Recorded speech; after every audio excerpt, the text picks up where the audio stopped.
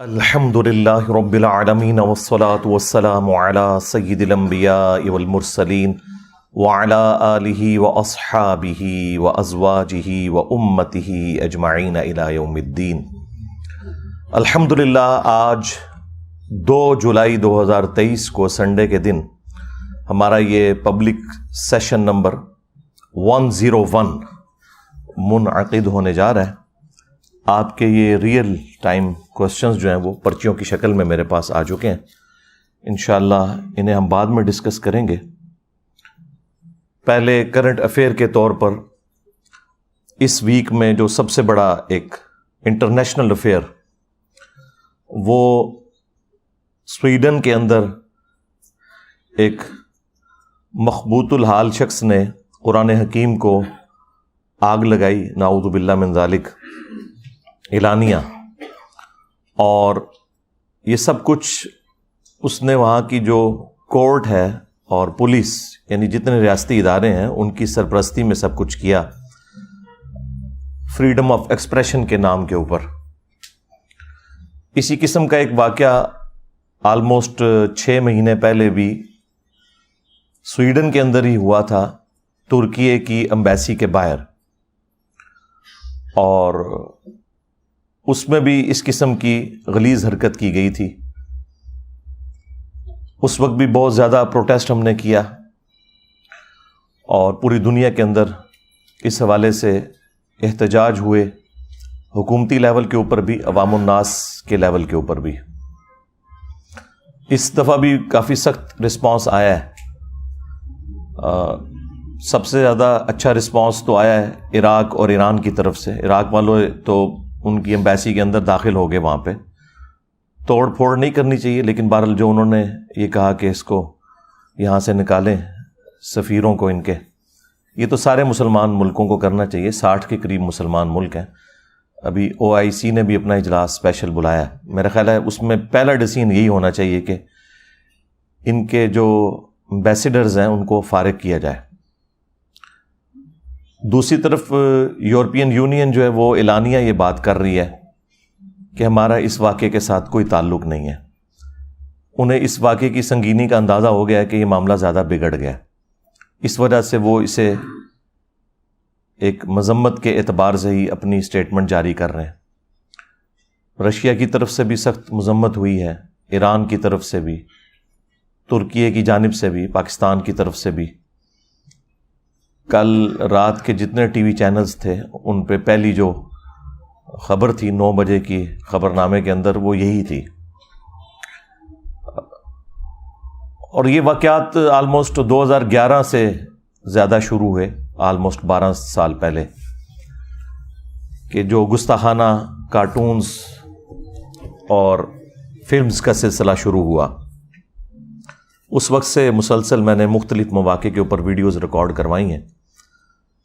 اس حوالے سے مسلم عوام کو کیا کرنا چاہیے، مسلمانوں کے حکمرانوں کو کیا کرنا چاہیے، اور OIC کو کیا کرنا چاہیے، یہ پورے کا پورا نیریٹو میں نے 1.5-2 گھنٹے کے اندر ریکارڈ کروایا ہوا ہے۔ کاؤنٹر نیریٹو آن گستاخانہ کارٹون اور فلمز، یا YouTube پہ جا کے لکھیں تو میری تفصیلی ویڈیو کھل جائے گی۔ اب بار بار ان باتوں کو ریپیٹ کرنے کا فائدہ کوئی نہیں ہے۔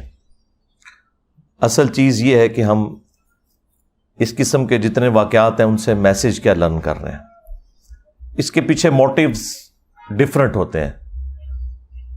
ہمیشہ ایسا نہیں ہوتا کہ کوئی اسلام کے ساتھ کسی کو چڑ ہوتی ہے، بعض اوقات ان کی اپنے پولیٹیکل ایشوز بھی ہوتے ہیں۔ یعنی اس وقت یہ جو کچھ سویڈن کے اندر ہو رہا ہے یہ پولیٹیکل ایک ایشو ہے۔ سویڈن جو ہے وہ نیٹو میں شمولیت اختیار کرنا چاہتا ہے، آلموسٹ 50 کے قریب ملک اس میں شامل ہیں، اور ان کا رول یہ ہے کہ جب تک سارے کے سارے ملک ایگری نہ کریں اس وقت تک کسی نئے ممبر کو وہ ایکسیپٹ نہیں کرتے۔ تو سوائے ترکی کے کوئی بھی اس کی مخالفت نہیں کر رہا، صرف ایک ملک ترکی ہے جو مخالفت کر رہا ہے کہ سویڈن کو نیٹو میں نہیں ہونا چاہیے، اور اس کے پیچھے بھی کوئی اسلام ریزن نہیں ہے، ان کی بھی اپنی ایک پولیٹیکل اختلاف ہے سویڈن کے ساتھ۔ اسلام اس میں دور دور کہیں موجود نہیں ہے، لیکن چونکہ ترکیے کا ایک آفیشل ایک سمجھ لیں ریلیجن اسلام ہے، تو وہ اسلام خام خواہ بیچ میں ایک تختہ مشق بنا ہوا ہے. وہ ترکیے کو تکلیف دینے کے لیے قرآن پاک کو آگ لگا رہے ہیں، اپنے زوم میں وہ سمجھ رہے ہیں کہ ہم ان کو اس اعتبار سے ٹارچر کر رہے ہیں، لیکن وہ تو پوری دنیا میں آلموسٹ 2 ارب کے قریب مسلمان ہیں، وہ ٹارچر ہو رہے ہیں. بہرحال یہ حکمرانوں کے ملکوں کے اپنے ایشوز ہوتے ہیں بعض اوقات، اور بعض اوقات ظاہر ہے کہ اسلام دشمنی بھی ہے، اور اس میں کوئی اس اعتبار سے کافروں سے کوئی گلہ شکوہ کرنے کی ضرورت نہیں ہے. یہ اللہ تعالیٰ نے شروع سے ہی 2 اسکول آف تھاٹ دنیا میں رکھے ہیں. ایک وہ لوگ ہیں جو رحمان کے ماننے والے ہیں، دوسرے شیطان کے ماننے والے ہیں، اور یہ کشمکش تو انبیاء کرام علیہ السلام کی موجودگی میں بھی جاری رہتی ہے اور قیامت تک جاری رہے گی. اس میں ہم نے یہ دیکھنا ہے کہ ہم اپنی رسپانسبلٹی کیا پوری کر رہے ہیں. یہ بار بار کہنا کہ کافر مسلمانوں کے خلاف سازش کر رہے ہیں، تو کافروں کو سازش ہی کرنی چاہیے. مسلمان اس چیز کا رونا تو نہیں روئیں گے کہ یہ ہمارے خلاف سازش کیوں کر رہے ہیں. وہ ان کا کام ہے، انہوں نے کرنا ہے. آپ کے ذمے اللہ تعالیٰ نے جو کام کیا ہے وہ آپ نے کرنا ہے، جو معذرت کے ساتھ ہم لوگ نہیں کر رہے. اس وقت پوری دنیا کے اندر جتنے بھی مسلمان روڈز پہ احتجاج کے لیے نکلے ہوئے ہیں، خواہ وہ غلط طریقے سے احتجاج کر رہے ہیں یا صحیح طریقے سے، ان سب مسلمانوں سے میرا سوال ہے، ایک ہی سوال: کیا اس کتاب قرآن کے ساتھ آپ کی محبت جذباتی محبت ہے، جو ایک ہندو کو بھی اپنی کتاب سے ہے، ایک کرسچن کو بھی اپنی کتاب سے ہے، ایک یہودی کو بھی اپنی کتاب سے ہے، ایک سکھ کو بھی اپنی کتاب سے ہے؟ تو وہ تو تمام ریلیجن کے ماننے والے لوگوں کو اپنی کتابوں کے ساتھ جذباتی محبت ہے. اس کے پیچھے کوئی علمی دلیل نہیں ہوتی سوائے اس کے کہ وہ ایسے خاندان میں پیدا ہوئے ہوتے ہیں کہ جن کا ریلیجن وہ ہوتا ہے. اگر تو یہ والی محبت ہے تو اس طرح کی محبت تو اللہ تعالیٰ کو نہیں چاہیے. اور اگر آپ کی واقعی اس کتاب کے ساتھ علمی محبت ہے، آپ نے پورے ہوش و حواس کے ساتھ اس کو ورڈ آف گاڈ مانتے ہوئے، اللہ کا کلام مانتے ہوئے ایکسیپٹ کیا ہے، اور محمد رسول اللہ صلی اللہ علیہ وآلہ وسلم کو خاتم النبیین مانا ہے، تو پھر آپ کی عقیدت اس دین کے ساتھ، اس کتاب کے ساتھ، وہ جذباتی نہیں بلکہ علمی ہونی چاہیے. جذباتی محبت تو پھر بھی ختم ہو جاتی ہے. علمی محبت جو آپ نے پورے وثوق کے ساتھ، دلائل کے ساتھ حاصل کی ہوتی ہے نا، وہ کبھی بھی ختم نہیں ہوتی. تو میرا تو اپنا پوائنٹ آف ویو یہ ہے کہ مسلمانوں کی اکثریت 99.99% لوگ قرآن حکیم کے ساتھ صرف جذباتی محبت رکھتے ہیں، علمی محبت نہیں رکھتے.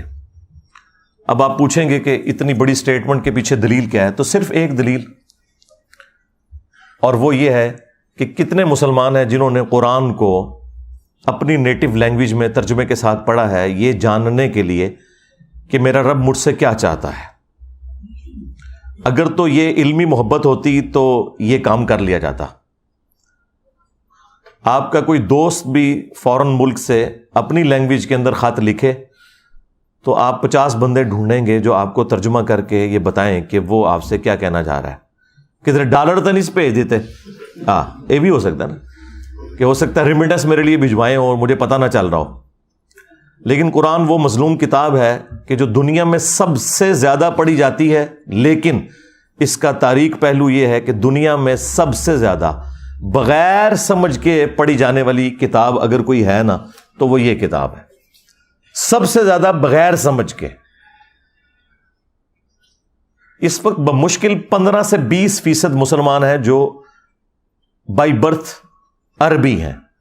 باقی تو 85% کے قریب مسلمان جو ہیں وہ اجمی ہیں، ادر دین عرب ہیں، اور ان کی نیٹو لینگویج عربی نہیں ہے.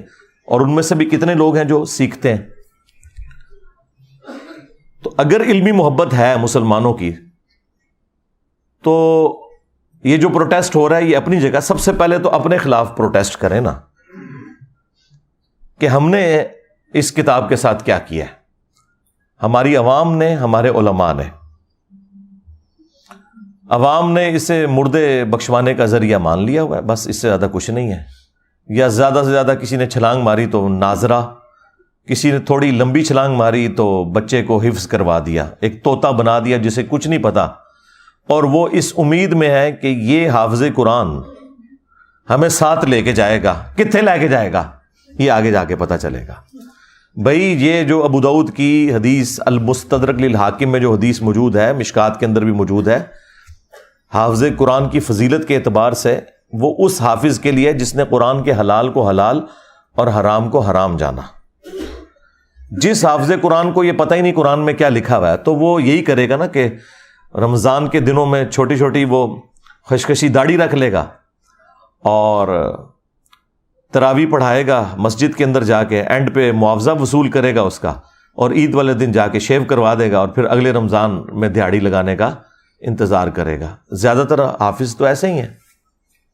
اور جو آپ کو باعمل حافظ قرآن نظر آ رہے ہیں، تو ہمارے علماء کا بھی باعمل ہونا یہ ہے کہ کوئی پگڑی یا داڑھی رکھ لے اور شلوار ٹخنوں سے اوپر کر لے یا ہاتھ میں تسبیح پکڑ لے. یہ تو ایک چھوٹا سا جز ہے عمل کا.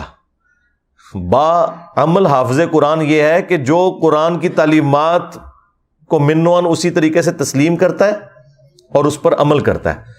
تو عمل تو اسی صورت میں کرے گا نا جب اسے پتا ہوگا کہ قرآن کے اندر کیا لکھا ہوا ہے. جب مسلمان کو یہ پتہ ہی نہیں قرآن میں کیا لکھا ہے، اس نے عمل کہاں سے کرنا ہے؟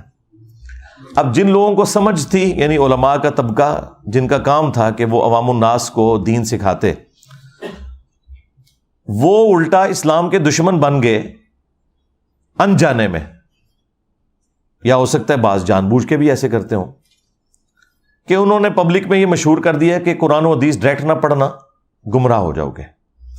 آپ مجھے ایمانداری کے ساتھ بتائیں کہ اگر یہ جملہ کوئی کافر بولے، جیوز میں سے، کرسچنز میں سے، ہندوؤں میں سے، کہ یار قرآن ڈائریکٹ نہ پڑھنا گمراہ ہو جاؤ گے، تو ہم اس کی شکل دیکھ کے یہ فیصلہ کریں گے اچھا یہ ہندو ہے نا اس لیے مجھے کہہ رہا ہے، تو ہم اس کے ساتھ لڑ پڑیں گے کہ تو قرآن کا دشمن ہے.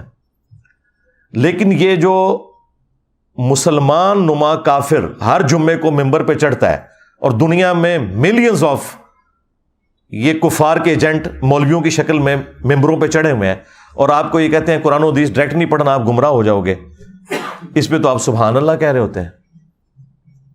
اس پہ تو میں نے یہ آواز بلند کی ہے نا ان کے خلاف. باقی تو سارے گونگے شیطان ہی بنے رہے ہیں، یہ دبے الفاظ میں بات کرتے ہیں. جی علماء سے جا کے سیکھیں. علماء نے تو خود قرآن نہیں سیکھا وہاں. اور پھر مجھے نہیں سمجھ آتی کہ یہ پبلک کے اندر انہوں نے کیوں مشہور کر دیا ہے کہ جی قرآن ڈائریکٹ نہیں پڑھنا. بھئی قرآن کوئی بھی ڈائریکٹ نہیں پڑھتا، آج تک کسی نے قرآن ڈائریکٹ نہیں پڑھا. ایک مسلمان اردو لنگوسٹک والا جب احمد بریلوی صاحب کا ترجمہ پڑھتا ہے تو وہ قرآن ڈائریکٹ کہاں سے پڑھ رہا ہے؟ وہ تو احمد بریلوی صاحب سے قرآن پڑھ رہا ہے. اگر کوئی ڈائریکٹ اشرف علی تھانوی صاحب کا ترجمہ پڑھتا ہے تو وہ قرآن ڈائریکٹ کہاں سے پڑھ رہا ہے؟ وہ تو اشرف تھانوی صاحب سے قرآن پڑھ رہا ہے. اب کیا دنیا میں کوئی بریلوی یہ جرت کرے گا کہ میں اعلیٰ حضرت احمد بریلوی سے بہتر قرآن کا ترجمہ کر سکتا ہوں؟ کوئی زندہ یا مردہ عالم دین جو بریلوی مکتب سے تعلق رکھتا ہو یہ کلیم کر سکتا ہے کہ میں قرآن کو احمد بریلوی سے بہتر ٹرانسلیٹ کر سکتا ہوں؟ نیور. یا کوئی دیوبندی زندہ یا مردہ یہ کلیم کرے کہ میں اشرف علی تھانوی صاحب سے بہتر ترجمہ کر سکتا ہوں؟ یا کوئی اہل حدیث کہے کہ میں جونا گڑھی سے بہتر ترجمہ کر سکتا ہوں؟ یا کوئی اہل تشیع میں سے کہ جی میں سید فرمان علی شاہ سے بہتر ترجمہ کر سکتا ہوں؟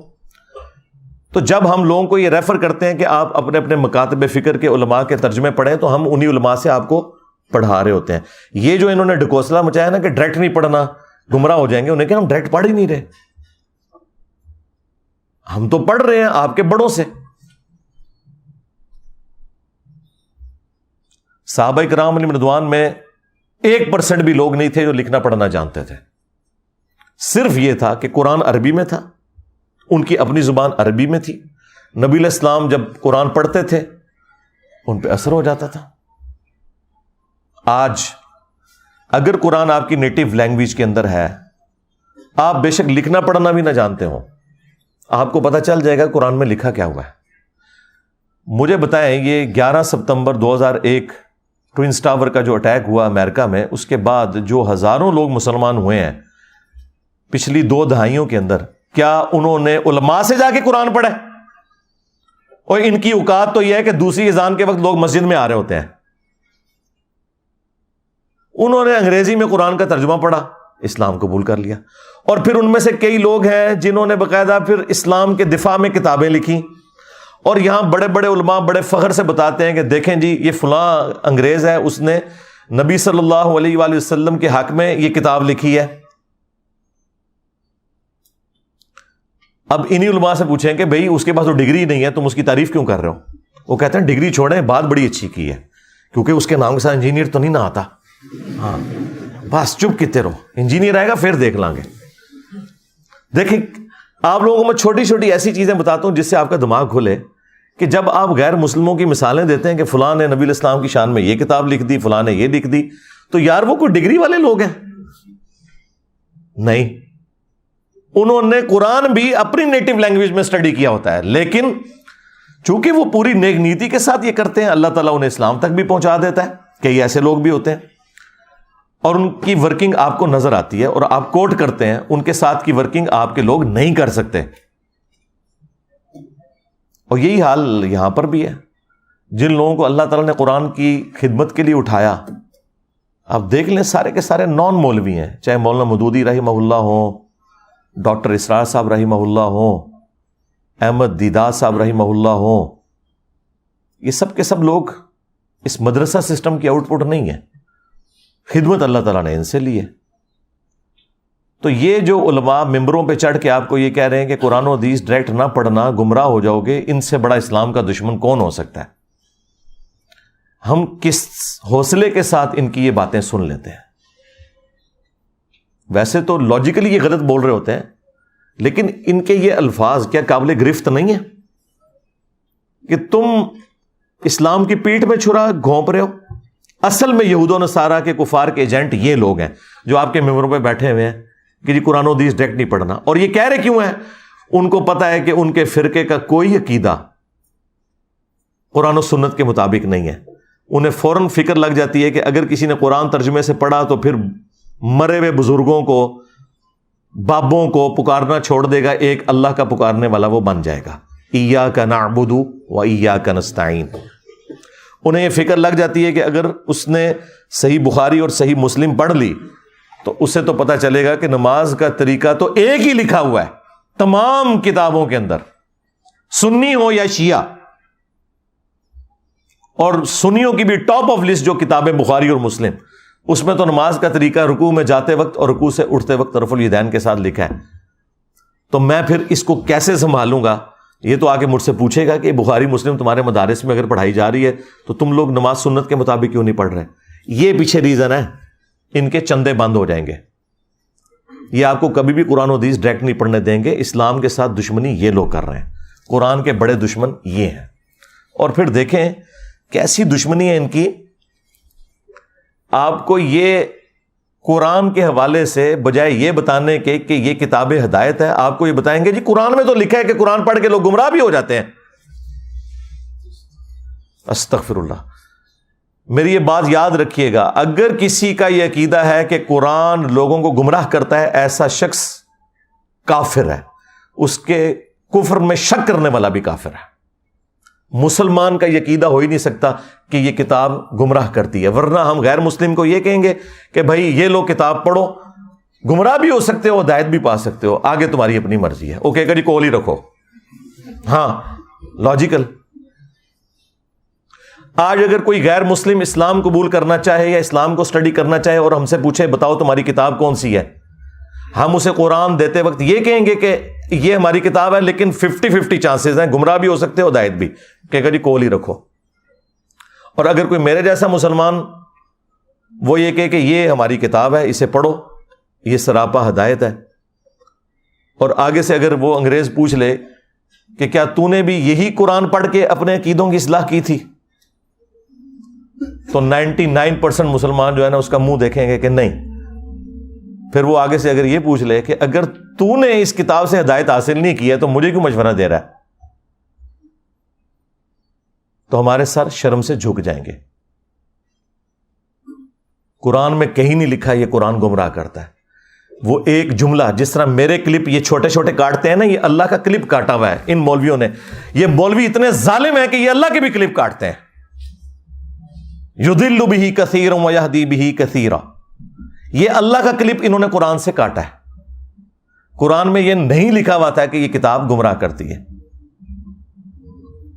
قرآن میں تو یہ لکھا تھا کہ اللہ تعالیٰ اس بات سے حیا محسوس نہیں کرتا کہ وہ بات سمجھانے کے لیے مچھر کی مثال دے یا اس سے بھی کسی حقیر چیز کی. اس کا مقصد بات سمجھانا ہے. لیکن جو واقعی بات ماننے والے ہوتے ہیں، اللہ تعالیٰ فرماتا ہے کہ وہ یہ جانتے ہیں کہ یہ قرآن اللہ تعالیٰ کی طرف سے حق ہے. اور جو بات ماننے والے نہیں ہوتے وہ اس میں کیڑے نکالتے ہیں اور وہ کہتے ہیں کہ اللہ نے قرآن میں یہ مثال کیوں بیان کی، سورۃ الحج میں مکھی کی بیان کر دی، سورہ العنکبوت میں مکڑی کی بیان کر دی.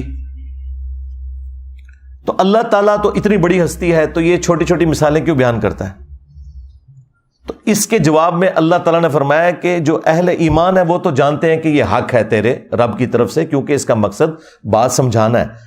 اچھا استاد وہ ہوتا ہے جو اسٹوڈنٹ کے لیول پہ اتر کے بات کو سمجھاتا ہے، اپنے علم کا روب نہیں ڈالتا موٹے موٹے الفاظ بول کے. لیکن یہ لوگ جو ہیں ان کے لیے پھر اللہ تعالیٰ کہتا ہے تمہارے لیے جواب یہ ہے کہ یضل بہ کثیرا ویہدی بہ کثیرا. اللہ تعالیٰ اس کتاب کے ذریعے گمراہ کر دیتا ہے بہت سے لوگوں کو. کن لوگوں کو؟ کہ جو نہیں مانتے کہ یہ اللہ کا کلام ہے اور جو اللہ کی مثالوں کے ساتھ ایگری نہیں کرتے. اور ہدایت دے دیتا ہے بہت سے لوگوں کو. وما یضل بہ الا الفاسقین، اور اس سے گمراہ نہیں ہوتے مگر جو فاسق ہیں، 2 نمبر لوگ جو اترے میں ہیں. اس کو مثال سے سمجھیں کہ ایک ہی بارش ہے، وہ اگر گندگی کے ڈھیر پر برسے گی تو وہاں سے تعفن نکلے گا، اور اگر مٹی پہ برسے گی وہاں سے پھول اور پودے نکلیں گے. تو اللہ تعالیٰ فرما رہا ہے کہ جو یہ قرآن کو تانا دیتے ہیں نا کہ قرآن میں چھوٹی چھوٹی مثالیں کیوں آئی ہیں، تو اللہ تعالیٰ فرمایا کہ جو اہل ایمان ہے وہ تو جانتے ہیں کہ اللہ بات سمجھانا چاہ رہا ہے، اور تم چونکہ بات نہیں سمجھنا چاہ رہے تو یہ اسی لیے نازل ہوئی ہے تاکہ تم اس میں کیڑے نکالو اور گمراہ ہو جاؤ. یہ بات اللہ تعالیٰ نے تانے کے طور پر، ٹونٹ کے طور پہ کی تھی، نہ کہ یہ بتایا تھا کہ قرآن گمراہ کرتی ہے. اللہ نے کہا کہ جو قرآن کو نہیں ماننا چاہتا وہ گمراہ ہو جائے گا، اور جو قرآن کو ماننا چاہتا ہے وہ ہدایت پا جائے گا. یہ بتایا ہوا تھا. اس کو انہوں نے کہہ دیا قرآن گمراہ کرتا ہے. نعوذ باللہ. یہ تو لکھے نہیں. یضل بہ، اللہ نے اس مثال کے ساتھ بہت سے لوگوں کو گمراہ کر دیا. کن کو گمراہ کر دیا؟ جو لوگ اس مثال کو نہیں ماننا چاہتے، چھوٹی چھوٹی مثالوں کو. اور بہت سے لوگوں کو ہدایت مل گئی. جس طرح قرآن میں کئی جگہ ہے کہ جب قرآن نازل ہوتا ہے تو جو اہل ایمان ہے ان کا ایمان بڑھتا ہے.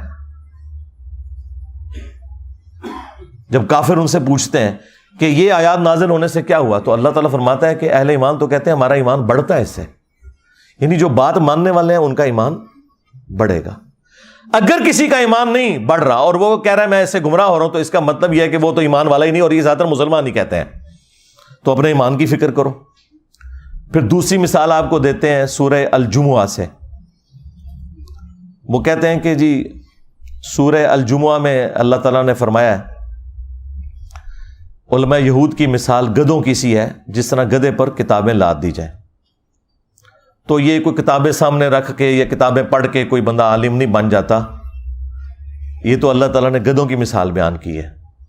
حالانکہ یہ انہی کو ہی اللہ تعالیٰ نے گدھوں سے مثال دی ہے کہ جو لوگ کتابیں صرف سامنے رکھتے ہیں پڑھتے نہیں، ان کے شوکیسوں میں سجی ہوئی ہوتی ہیں. کیوں؟ گدھے پہ اگر آپ کتابیں لاد دیں تو گدھا کتاب کا صرف بوجھ اٹھا سکتا ہے، پڑھ نہیں سکتا. تو اللہ نے علماء یہود کو کہا کہ تم نے بھی ان کتابوں کا بوجھ اٹھایا ہوا تھا کئی صدیوں سے، تمہیں پتا تھا کہ اس کتاب کے اندر آخری پیغمبر کی پیشگوئیاں لکھی ہیں، لیکن جب وہ پیغمبر آئے ہیں تم ان کے انکاری ہو گئے ہو. تو تمہاری مثال ان گدھوں کی سی ہے کہ جن پہ کتابیں لدی ہیں، تم نے وہ کتاب پڑھ کر اس پیغمبر کو نہیں پہچانا. کتاب پڑھنے والوں کو تانا نہیں دیا اللہ نے، نہ پڑھنے والوں کو گدھے کا ہے، یعنی آپ کے بھی علماء کو جنہوں نے شوکیسوں میں سجائی ہوئی اور کہتے ہیں قرآن حدیث ڈائریکٹ نہ پڑھنا گمراہ ہو جاؤ گے۔ یہ مثال تو ان علماء کی بیان ہوئی بھی ہے کہ انہوں نے گدھے کی طرح بوجھ کتابوں کا اٹھایا۔ آج تک کسی نے بخاری مسلم سے نماز کا طریقہ نہیں اپنی پبلک کو بتایا، تو گدھو تم نے یہ بوجھ ہی اٹھایا ہوا ہے بخاری مسلم کا، اس پہ پڑھ کے عمل نہیں کیا، جس طرح علماء یہود نے نبی صلی اللہ علیہ وآلہ وسلم کی پروفیسیز دیکھ کر ان پر عمل نہیں کیا تھا، الٹا رسول اللہ کے مخالف بن گئے تھے۔ آج تم بھی اسلام کی پیٹھ میں چھرا گھونپ رہے ہو، یہ مطلب ہے اس کا۔ جی گدھوں کی مثال آئی ہے، اور گدھو تمہاری مثال آئی ہوئی ہے، اور یہ گدھے کی مثال بخاری مسلم میں نبی الاسلام نے اپنے امت کے واعظین ان مولویوں کے بارے میں بھی فرمایا کہ میں نے کولو کا، جس طرح گدھا ہوتا ہے نا، جس طرح بیل ہوتا ہے نا، اس طرح گدھا بھی ہوتا تھا اگلے زمانوں میں، اس طرح میں نے جہنم میں ایسے لوگوں کو جو لوگوں کو نیکی کا حکم کا کہتے تھے، خود کو نہیں عمل کرتے تھے، یعنی کہ مولوی طبقہ علامہ پاڑھنے والا، تو ان کو میں نے انتڑیوں کے گرد، اپنی انتڑیوں کے گرد جہنم میں چکر لگاتے ہوئے دیکھا ہے، گدھے کی مانند۔ تو نبی الاسلام نے انہیں گدھے کی مثال بیان کیا ہے، قرآن نے بھی کیا ہے، نبی الاسلام نے بھی کیا ہے۔ قرآن نے تو علماء سوء کو کتا کہا ہے۔ سورۃ الاعراف کی آیت نمبر 175 اور 176 میں بلعام بن باعورہ جو ایک یہودی عالم تھا، تفصیل اس کی المستدرک للحاکم میں موجود ہے، اللہ نے علم دیا تھا لیکن پستی میں گر گیا، دنیا کا کتا بن گیا۔ اچھا وہ چندوں کے چکر میں پڑ گیا، اللہ نے کہا کہ ہم نے اسے علم دیا تھا لیکن وہ دنیا کا طلبگار ہو گیا۔ اب اس کی مثال کتے کی سی ہے، جس طرح کتا ہر وقت زبان باہر نکالے ہوتا ہے، چاہے اس کے پیٹ میں کچھ ہو یا نہ ہو، اس پہ بوجھ ڈالیں نہ ڈالیں، اس کی رالیں ٹپکتی رہتی ہیں نا، اس طرح اس کی رالیں ٹپکتی ہیں۔ یہ چندہ بک لے کے پھرتا رہتا ہے آج کے دور میں۔ قرآن پہ، سنت پہ، انبیاء کرام علیہ السلام کی تعلیمات پر عمل کرنے والوں کو اللہ تعالیٰ نے کبھی بھی قرآن میں برا نہیں کہا، ہمیشہ ان کو کہا کہ جو نام لے کر اس پہ عمل نہیں کر رہے، یعنی علماء سوء۔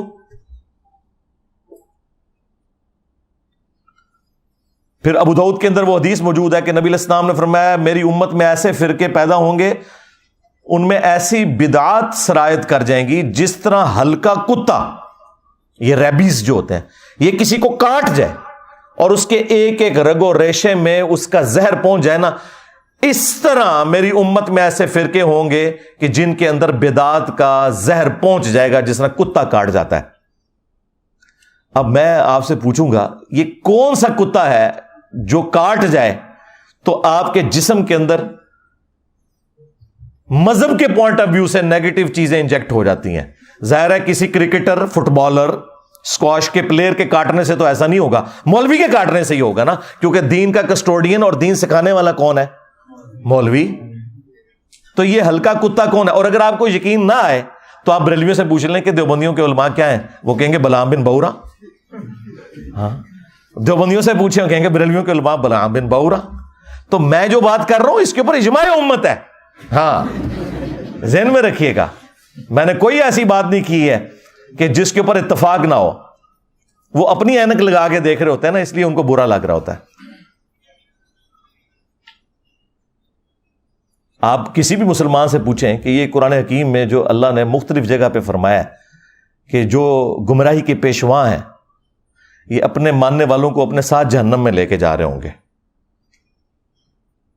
تو اگر کسی بریلوی سے پوچھیں کیا اس سے مراد احمد بریلوی صاحب ہوں گے، کہے گا نہیں نہیں نہیں، یہ تو دیوبندیاں دے بارے چاہے۔ دیوبندیوں سے پوچھیں، وہ کہیں گے احمد بریلوی کے بارے میں، اور یہ کہتے ہیں، وہ کتابوں میں بھی لکھا ہے۔ نہ تسلی ہو تو المہند علی المفند اور حسام الارمین پڑھ کے آپ دیکھ لیں۔ شیطانی لشکر کہہ دیا ہے، کتا تے شاہی کوئی نہیں، شیطانی لشکر۔ شیطان سے بڑا تو اللہ کا کوئی دشمن نہیں نا، اس پلانٹ ارتھ پہ، اس کائنات کے اندر سب سے بڑا گمراہ شخص اگر کوئی ہے نا، شیطان ہے۔ تو یہ سارے ایک دوسرے کو کہتے ہیں، صرف ہم نے اس کو ایکسپوز کر دیا ہے پبلک کے سامنے کہ ان کا پوائنٹ آف ویو کیا ہے۔ آج بھی یہ لوگ سوچ رہے ہوں گے کہ دیکھو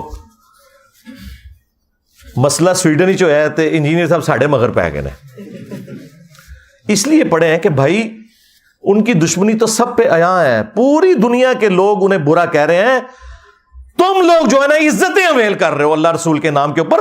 تمہارے جو چہروں کے اوپر میک اپ ہے نا, یہ تو میں نہیں اتارنا ہے نا.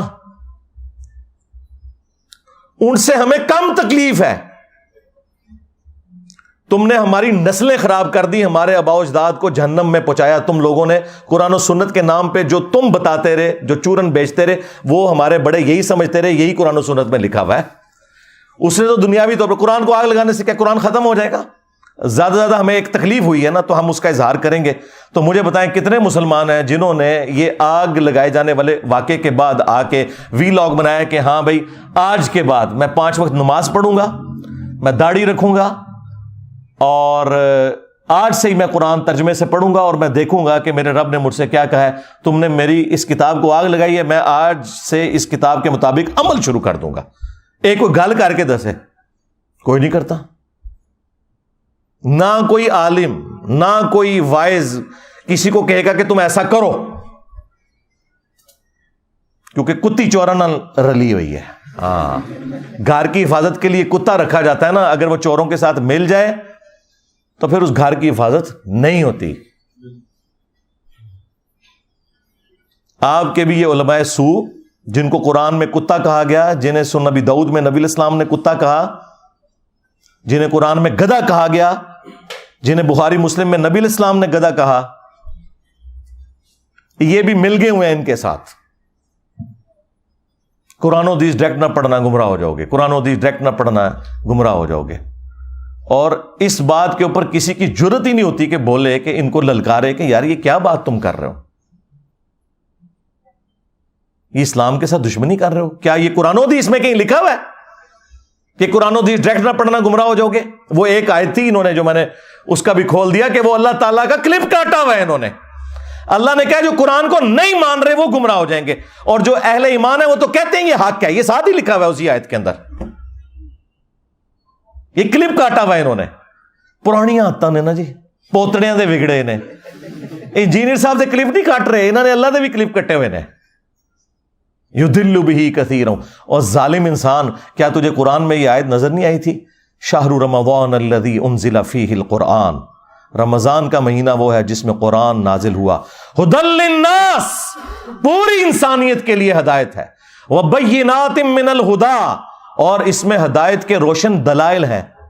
والفرقان, اور یہ کتاب حق اور باطل میں تمیز کرنے والی کتاب ہے. ھدی للناس, پوری انسانیت کے لیے, مسلمان ہو یا کافر ہو. اور صحیح بخاری میں ہے محمد فرق بین الناس, محمد فرق ہے لوگوں میں حق اور باطل کے اندر. تو دیکھ لیں, نہ انہوں نے قرآن کو پکڑا ہے, نہ محمد صلی اللہ علیہ وآلہ وسلم کی تعلیمات کو پکڑا ہے. اور اگر کوئی پوچھیں تو کہنا جی پیچھے اللہ رسول ہی ہے. ہاں, اللہ رسول پیچھے رکھنے واسطے نہیں ہے, اگے رکھنے واسطے ہے. پیچھے اللہ ہی رسول ہے. عزتیں اویل کی ہیں تم نے اللہ اور اس کے رسول کے نام کے اوپر, عز وجل و صلی اللہ علیہ وآلہ وسلم. چندے کھائے ہیں تم لوگوں نے, جدادیں بنائی ہیں, رسول اللہ صلی اللہ علیہ وآلہ وسلم کے نام پر دھوکہ دے کر لوگوں کو. مکے اور مدینے کے نام کی آوازیں لگا کر تم نے سواریاں سوار کی, لیکن پھینکی جا کے بغداد میں, اجمیر میں, دیوبند میں, بریلی میں.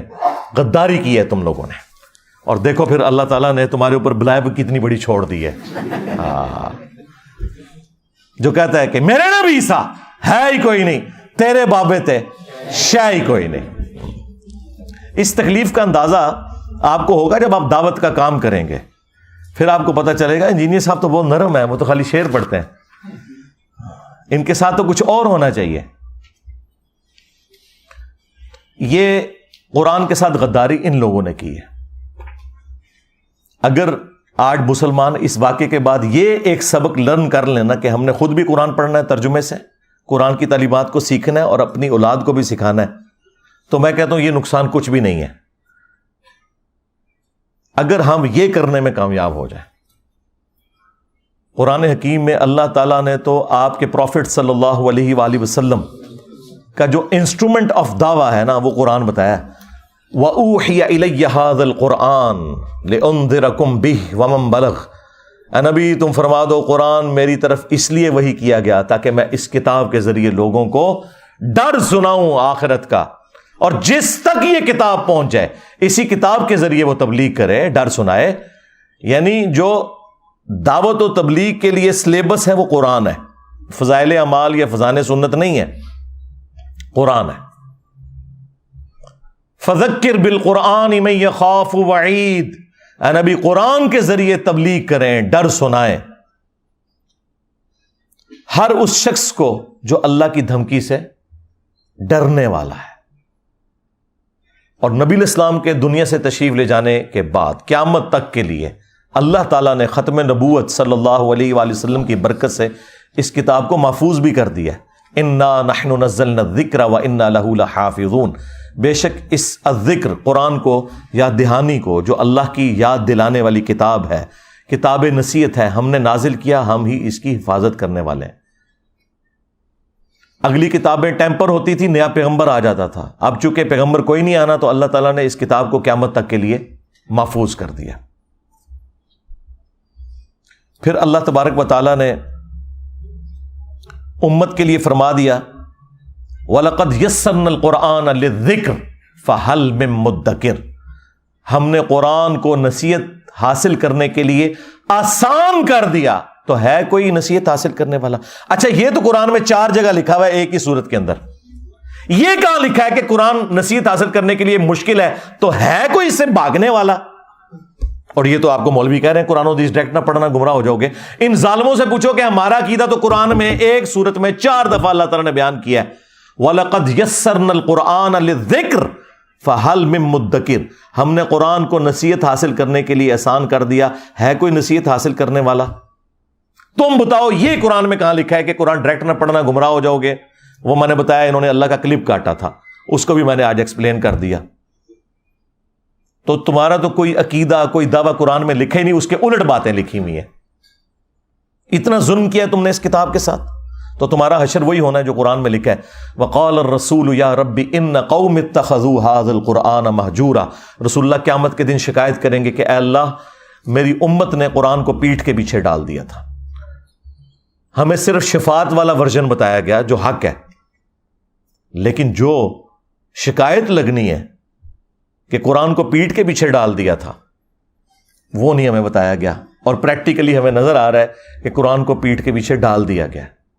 اور نبی صلی اللہ علیہ وآلہ وسلم کو اس چیز کا غم ہے کہ مجھے قیامت کے دن اپنی امت کے خلاف گواہی دینی پڑ جائے گی کیونکہ انہوں نے قرآن چھوڑ دیا۔ صحیح بخاری اور صحیح مسلم دونوں میں یہ حدیث موجود ہے۔ عبداللہ ابن مسعود رضی اللہ تعالیٰ عنہ کہتے ہیں کہ ایک دن نبی صلی اللہ علیہ وآلہ وسلم منبر پر بیٹھے ہوئے تھے تو آپ نے مجھے آواز دی کہ عبداللہ ہمارے قریب آؤ اور ہمیں قرآن سناؤ۔ تو کہتے ہیں میں نے کہا یا رسول اللہ قرآن تو آپ پہ نازل ہوا ہے، میں آپ کو قرآن سناؤں؟ تو آپ نے فرمایا کہ مجھے لوگوں سے سن کر لطف محسوس ہوتا ہے۔ تو عبداللہ ابن مسعود رضی اللہ تعالیٰ عنہ کہتے ہیں کہ میں نے نبی صلی اللہ علیہ وآلہ وسلم کے حکم پر سورۃ النساء کی تلاوت کرنا شروع کی، اور میں جب آیت نمبر 41 پہ پہنچا، آپ اندازہ کریں نبی صلی اللہ علیہ وآلہ وسلم نے آلموسٹ یہ 6 رکوع ہیں جو تلاوت سنی ہے، تو 41 نمبر آیت پہ جب میں پہنچا فَكَيْفَ إِذَا جِئْنَا مِن كُلِّ أُمَّةٍ بِشَهِيدٍ، تو وہ کیا وقت ہوگا کہ جب ہم ہر امت میں سے ایک گواہ کو، یعنی وقت کے پیغمبر کو اٹھائیں گے، کس لیے؟ تاکہ وہ اہل ایمان کے حق میں گواہی دے اور جو ان کے مخالفین تھے ان کے خلاف گواہی دے۔ وَجِئْنَا بِكَ عَلَىٰ هَٰؤُلَاءِ شَهِيدًا، اور اے نبی ہم تمہیں گواہ اٹھائیں گے ان کے اوپر، ان مشرکین عرب کے اوپر جنہوں نے آپ کی مخالفت کی، ان کے خلاف گواہی دینے کے لیے آپ کو جب اٹھائیں گے۔ یہ آیت سورہ النساء کی آیت نمبر 41 جب پڑھی حضرت عبداللہ ابن مسعود رضی اللہ تعالیٰ عنہ نے، تو بخاری مسلم کے الفاظ ہیں کہ نبی علیہ السلام نے کہا کہ عبداللہ بس کرو، عبداللہ بس کرو۔ وہ کہتے ہیں میں نے جب نگاہ اٹھا کے دیکھا تو نبی علیہ السلام کی مبارک آنکھوں سے آنسو روا تھے، آپ کی داڑھی تر ہو چکی تھی اس غم سے کہ مجھے اپنی امت کے خلاف، اپنی قوم کے خلاف قیامت کے دن گواہی دینی ہے قرآن چھوڑنے کے سبب۔ وقال الرسول یا رب ان قوم اتخذوا هذا القرآن مہجورا، اور رسول اللہ شکایت کریں گے کہ میری قوم نے قرآن کو پیٹھ کے پیچھے ڈال دیا تھا۔ اچھا دیکھیں ہم لوگ یہ کہتے ہیں یا اللہ جو کچھ بھی ہیں تیرے محبوب کی امت سے ہیں، اور محبوب نہ رو رہے ہیں ہماری وجہ سے. ہم تو اس امید میں ہیں نا کہ نبی علیہ السلام نے ہمیں بچانا ہے، اور نبی علیہ السلام اس بات پر رو رہے ہیں کہ مجھے اپنی امت کے خلاف گواہی دینی ہے. یہ تو چیز ہی کچھ اور نکل آئی. کتنی حیران کن بات ہے. یعنی اس کا مطلب ہے عقل نہ ہوئے تھے موجیں ہی موجاں، عقل ہوئے تھے سوچیں ہی سوچاں. نبی علیہ السلام کو چونکہ پتا تھا کہ آخرت کا معاملہ کتنا سخت ہے، آپ تو رو رہے ہیں کہ یہ تو رگڑے جائیں گے، اللہ تعالیٰ نے جب اٹھانا ہے تو اللہ کا تو کوئی رشتہ دار نہیں ہے، اور مجھے اللہ نے جب گواہی کے لیے تو نبی علیہ السلام نے تو جھوٹ نہیں بولنا، بتا دینا ہے کہ امت نے کیا کیا ہے. اور امت کہہ رہی ہے جو کچھ بھی ہے تیرے محبوب کی امت سے ہیں. تو محبوب سے بھی پوچھ لو انہوں نے آپ کے ساتھ کیا کرنا ہے. بخاری مسلم دونوں میں حدیث ہے، نبی علیہ السلام نے فرمایا کہ دیکھنا کہیں ایسا نہ ہو کہ قیامت کے دن کوئی شخص اپنی گردن پہ اپنا اونٹ اٹھائے ہوئے ہو اور وہ چیخ رہا ہو اغثنی یا رسول اللہ، یا رسول اللہ میری مدد کیجئے، میں تمہارے کچھ کام نہیں آؤں گا، میں نے دنیا میں تمہیں بتا دیا تھا اگر تم نے اونٹ کی زکوٰۃ نہیں ادا کی، اللہ کا حق ادا نہیں کیا تو یہ اونٹ تمہاری گردن پہ سوار ہوگا جب تم قیامت کے دن مجھے پکارو گے نا اغثنی یا رسول اللہ. اور یہ میں آپ کو بتاؤں یہ بریلویوں نے باقاعدہ بیج بنایا ہوا تھا، یہ میں نے میٹرک میں یہاں لگایا ہوتا تھا اغثنی یا رسول اللہ، اور یہ پتہ ہی نہیں تھا کہ اغثنی یا رسول اللہ کا جواب آگے سے کیا آنا ہے. پھر آپ نے ایک ایک چیز کا ذکر کیا کہ کسی کے گردن کے اوپر گائے سوار ہو، کسی کی گردن کے اوپر بکری سوار ہو، اور اس نے اس کا حق نہیں دیا. اور یہ تو بات ہو رہی ہے صرف زکوٰۃ کی، نماز تو چھڈ ہی دو سرکار، جنہیں نماز نہیں پڑھی ہوئی وہ تو ویسے ہی فارغ ہے. اور ہم نبی صلی اللہ علیہ وآلہ وسلم کے اوپر امید لگا کے بیٹھے ہوئے ہیں. آپ نے تو شکایت کرنی ہے. بخاری اور مسلم دونوں میں حدیث موجود ہے، بخاری میں موقوفاً ہے، صحیح مسلم میں تفصیل کے ساتھ ہے کہ نبی علیہ السلام جب بھی خطبہ دیتے آپ کی آنکھیں سرخ ہو جاتی، آواز بلند ہو جاتی، غصے میں اضافہ ہو جاتا جیسے کوئی جرنیل اپنی فوج کو تیار کر رہا ہے. اور آپ ہر تقریر سے پہلے کہتے اما بعد فإن خیر الحدیث کتاب اللہ، آگاہ ہو جاؤ حمد و صلات کے بعد کہ سب سے بہترین کلام اللہ کی کتاب ہے. وخیر الہدی ہدی محمد صلی اللہ علیہ وآلہ وسلم، اور سب سے ہدایت یافتہ راستہ محمد صلی اللہ علیہ وآلہ وسلم کا ہے. وشر الامور محدثاتها، اور بدترین کام وہ ہیں جو خود سے دین میں داخل کر دیے جائیں. اور اس طرح کے تمام کام بدعتیں ہیں، تمام بدعتیں گمراہیاں ہیں، اور تمام گمراہیاں جہنم میں لے جانے والی ہیں. تو نبی علیہ السلام کی تقریر کا آغاز ہی یہ ہوتا تھا کہ سب سے بہترین کلام اللہ کی کتاب ہے، اس کے ساتھ اپنے آپ کو آپ نے جوڑنا ہے. بخاری اور مسلم دونوں میں حدیث ہے کہ اللہ تعالیٰ نے ہر نبی کو کوئی نہ کوئی معجزہ دیا تھا جس کی وجہ سے لوگ اس پر ایمان لاتے تھے. مجھے اللہ تعالیٰ نے وحی کا معجزہ دیا ہے، یعنی قرآن. میں اللہ سے امید کرتا ہوں کہ قیامت کے دن سب سے زیادہ متبعین میری امت سے ہوں گے. کس وجہ سے؟ کہ میرا معجزہ سب سے بڑا ہے، یعنی قرآن کا معجزہ. اور وہ حدیث ہے بخاری مسلم دونوں کے اندر کہ جنتیوں کا نصف، آدھے جنتی جو ہیں وہ امت محمدیہ صلی اللہ علیہ وآلہ وسلم سے ہوں گے اس قرآن کے معجزے کی وجہ سے. پھر صحیح مسلم کے اندر حدیث ہے، نبی صلی اللہ علیہ وآلہ وسلم نے فرمایا کہ بے شک اللہ تعالیٰ اس کتاب کی وجہ سے بعض لوگوں کو عروج دے گا اور بعض لوگوں کو زوال پذیر کرے گا. وہی ڈاکٹر اقبال نے جو اسے ٹرانسلیٹ کیا جواب شکوہ میں، وہ زمانے میں معزز تھے مسلمان ہو کر اور تم خوار ہوئے تارک قرآن ہو کر. یعنی صحابہ کرام کو جو اللہ تعالیٰ نے دنیا کا امام بنایا تو قرآن کی پیروی کی وجہ سے، اور تمہاری خواری کا سبب قرآن کو چھوڑنا ہے. تو یہ صحیح مسلم کی حدیث کا ترجمہ ہے کہ اس کتاب کی وجہ سے اللہ تعالیٰ بعض لوگوں کو عروج دے گا اور بعض کو ذلیل کرے گا. یعنی جو اسے چھوڑ دیں گے وہ ذلیل ہوں گے. صحیح مسلم میں یہ حدیث موجود ہے، القرآن حجت لک او علیک، قرآن قیامت کے دن یا تو تیرے حق میں حجت ہوگا یا تیرے خلاف حجت ہو جائے گا. اب مجھے بتائیں کس کے حق میں قرآن حجت ہوگا؟ جو قرآن کو پڑھ کے اس پہ عمل کرے گا. اور کس کے خلاف قرآن حجت ہوگا؟ جو قرآن کے خلاف چلے گا. وہ قرآن کیسے حجت بن جائے گا؟ بھئی قرآن میں جب لکھا ہوا ہے کہ سود حرام ہے اور ایک بندہ پوری زندگی سود کھاتا رہا تو قرآن ہی اس کے خلاف گواہی دے دے گا کہ میں نے تو اسے حرام قرار دیا تھا اور اس نے حلال بنا لیا. تو قرآن یا تو تمہارے حق میں حجت ہوگا یا تمہارے خلاف. یہ بالکل واضح حدیث موجود ہے. اور پھر جو صحیح مسلم کی اوپر تلے 4 احادیث 6225 سے لے کر 6228 تک غدیر خم کی حدیث، وہ تو میں کہتا ہوں اس پلانٹ ارتھ پہ اس سے زیادہ تعریفی کلمات کسی بھی حدیث کے اندر موجود نہیں ہے قرآن کے حق میں جو غدیر خم کی حدیث ہے. اور وہ نبی الاسلام نے اپنی وفات سے آلموسٹ 1.5 مہینے پہلے وہ خطبہ دیا ہے. حجت الوداع سے آپ واپس آ رہے تھے، خم نامی گاؤں میں پانی کے لیے پڑاؤ کیا. وہاں پہ نبی صلی اللہ علیہ وآلہ وسلم کے لیے اونٹ کے پالان کا ممبر لگایا گیا. آپ اس پر چڑھے اور آپ کی گفتگو ہی کنکلوڈنگ ہے، اے لوگو آگاہ ہو جاؤ، میں بھی ایک انسان ہوں، قریب ہے کہ اللہ کا قاصد یعنی موت کا فرشتہ میرے پاس آئے اور میں اس کی دعوت قبول کر لوں. میں اپنے بعد تم میں 2 بھاری چیزیں چھوڑ کے جا رہا ہوں.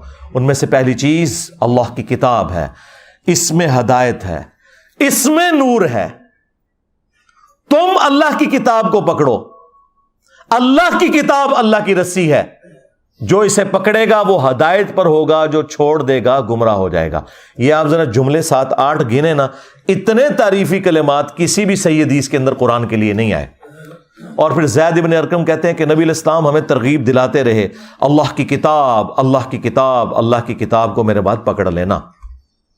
اور فرمایا دوسری بھاری چیز میرے اہل البیت ہیں، میں اپنے اہل البیت کے معاملے میں تمہیں اللہ کا خوف دلاتا ہوں، میرے بعد ان کے ساتھ حسن سلوک کرنا. یہ آپ نے 3 دفعہ جملے کو ریپیٹ کیا، میں اپنے اہل البیت کے معاملے میں تمہیں اللہ کا خوف دلاتا ہوں، میں اپنے اہل البیت کے معاملے میں تمہیں اللہ کا خوف دلاتا ہوں. امت بالکل الٹ چلی ہے، نہ قرآن کو پکڑا ہے ہدایت کے لیے اور نہ اہل بیت کو زندہ چھوڑا ہے.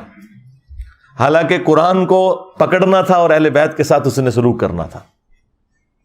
اور اس میں واضح الفاظ آئے قرآن اللہ کی رسی ہے. وہ جو قرآن میں ہے نا وَاعْتَصِمُوا بِحَبْلِ اللَّهِ جَمِيعًا وَلَا تَفَرَّقُوا، تم سب کے سب مل کر اللہ کی رسی کو مضبوطی سے پکڑ لو اور فرقوں میں مت بٹو. ہر کوئی اپنی تشریح کرتا تھا رسی کی. قرآن کی اس آیت کی تشریح نبی علیہ السلام نے خود کی ہے کہ یہ قرآن کے بارے میں ہے کہ یہ اللہ کی رسی ہے، کامن بانڈ مسلمانوں میں.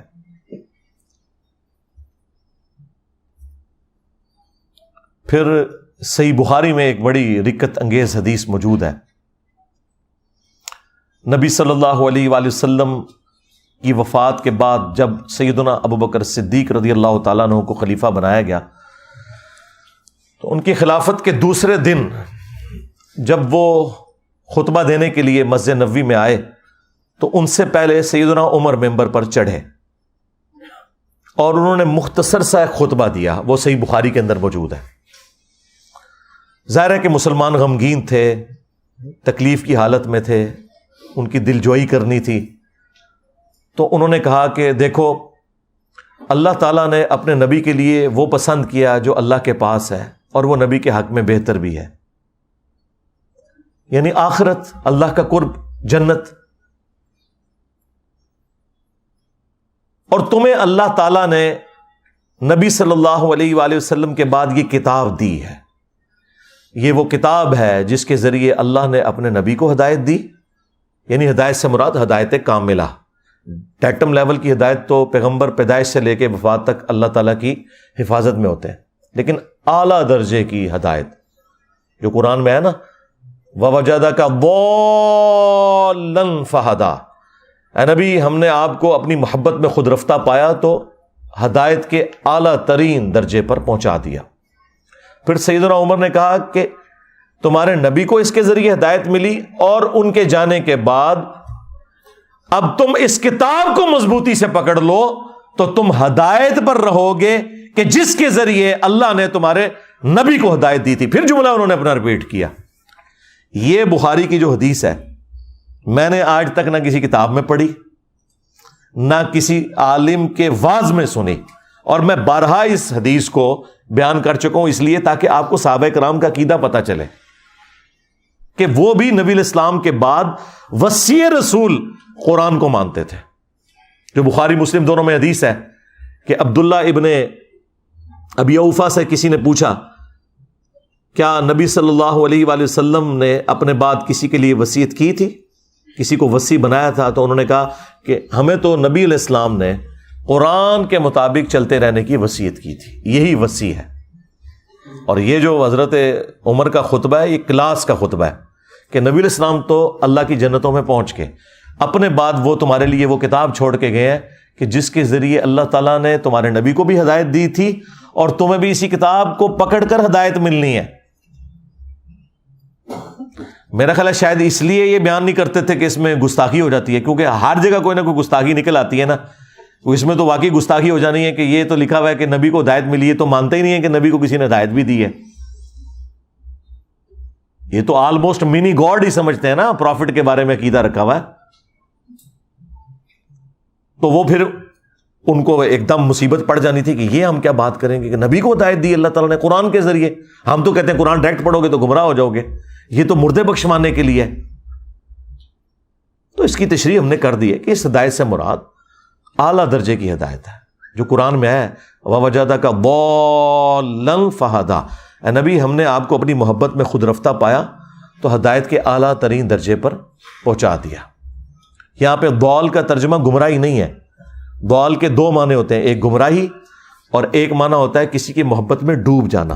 جس طرح یوسف علیہ السلام کے بھائیوں نے کہا تھا اپنے باپ کے لیے، حالانکہ وہ پیغمبر کے بیٹے تھے، پیغمبر کے صحابہ تھے، کافر نہیں تھے، ان ابانا لفی ضلال مبین، بے شک ہمارے ابا جان تو یوسف کی محبت میں ڈوب چکے ہیں. وہاں یہ ترجمہ نہیں ہوگا کہ ہمارے ابا جان گمراہ ہو چکے ہیں.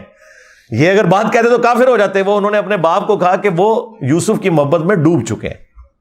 قرآن میں واضح ہے ما ضل صاحبکم وما غوا، تمہارے نبی نہ کبھی گمراہ ہوئے ہیں اور نہ کبھی غلط راستے پر چلیں. یہی تو ہم کہہ رہے ہیں کہ اپنا امام اس کو بناؤ کہ جو نہ کبھی گمراہ ہوا نہ کبھی بے راہ چلا. یہ گارنٹی صرف اس شخص کے لیے جس کی قبر مدینے میں ہے صلی اللہ علیہ وآلہ وسلم، جو ہمارے بابا جان ہیں.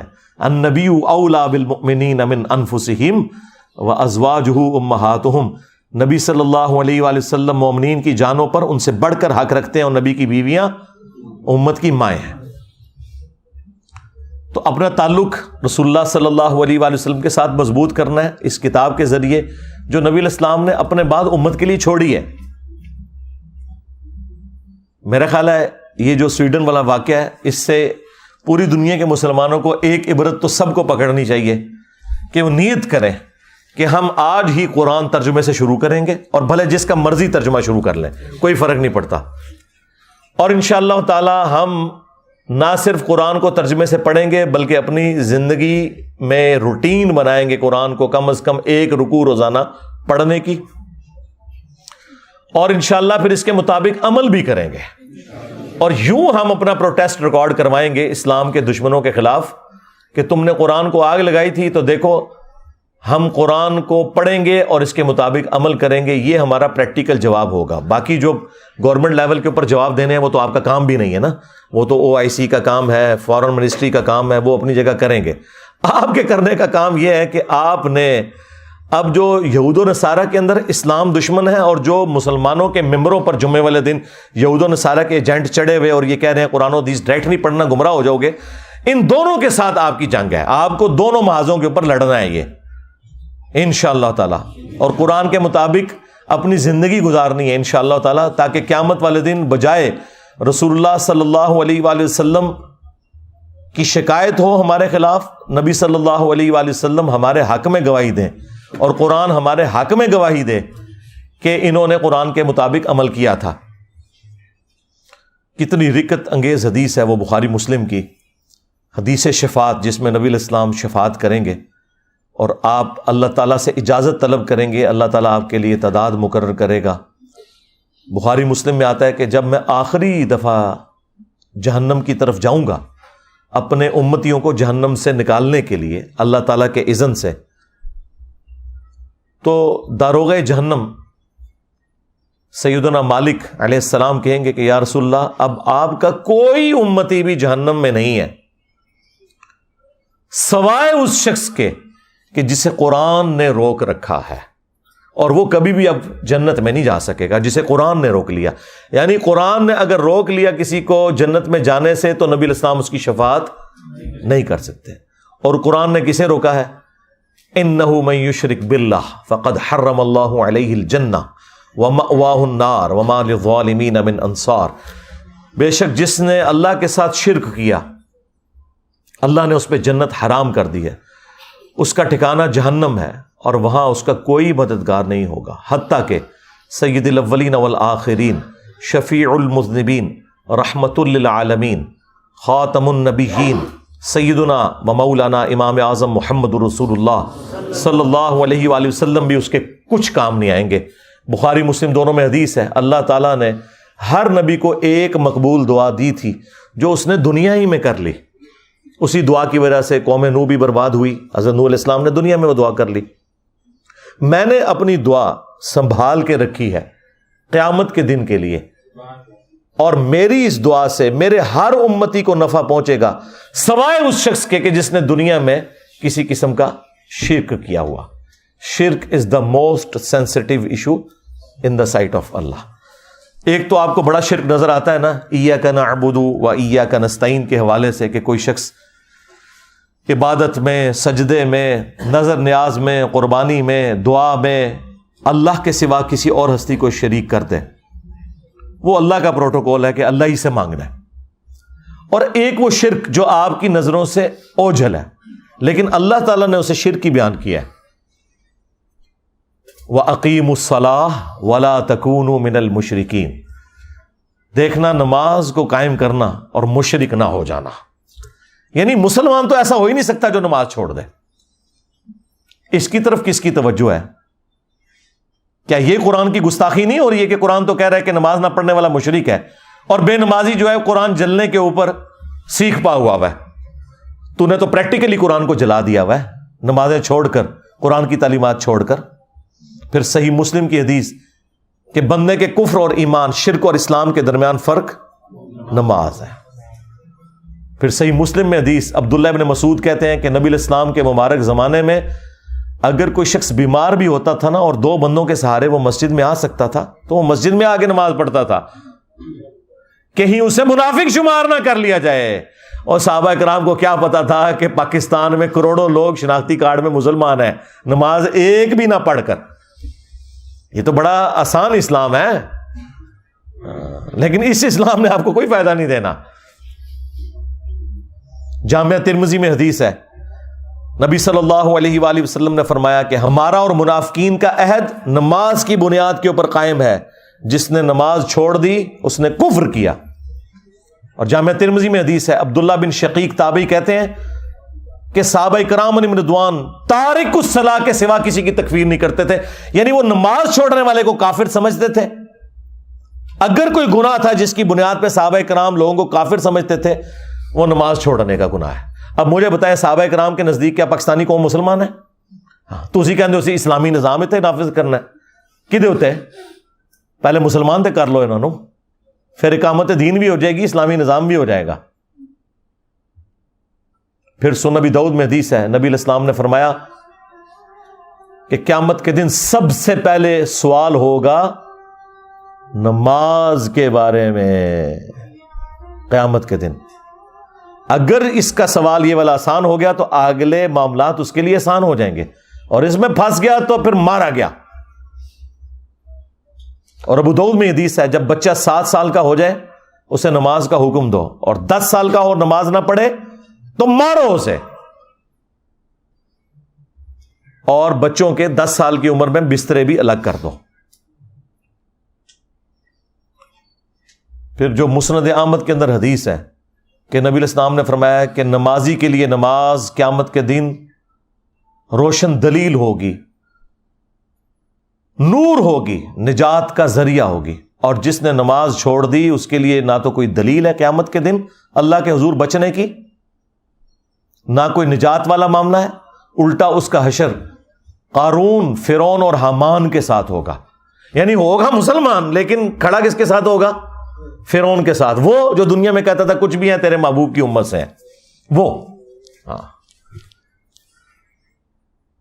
اور ابن ماجہ میں حدیث ہے، صحابی کہتے ہیں نبی الاسلام نے مجھے وصیت کی تھی کہ نماز نہ چھوڑنا، اگر تو نے نماز چھوڑ دی تو اللہ کا ذمہ پھر اٹھ گیا تجھ سے، پھر اللہ تعالیٰ نے کوئی گارنٹی نہیں تیری لی ہوئی.